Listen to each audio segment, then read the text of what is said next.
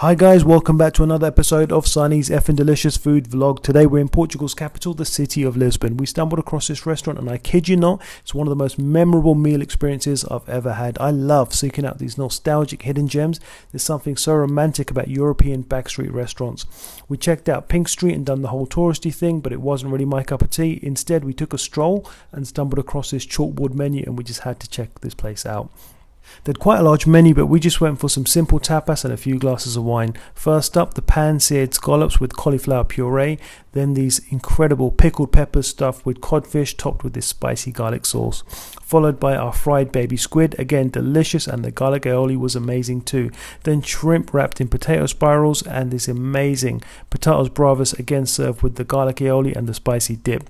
This meal was incredible. The bill was €66, that's about £56 or 79 American dollars. This included 2 glasses of wine. If you're in Lisbon, you've got to check this place out. Actually, I think I'd go to Lisbon just to eat here again. So it's absolutely effing delicious. That's me for today. Please subscribe, comment, share, and hit that notification bell for more videos.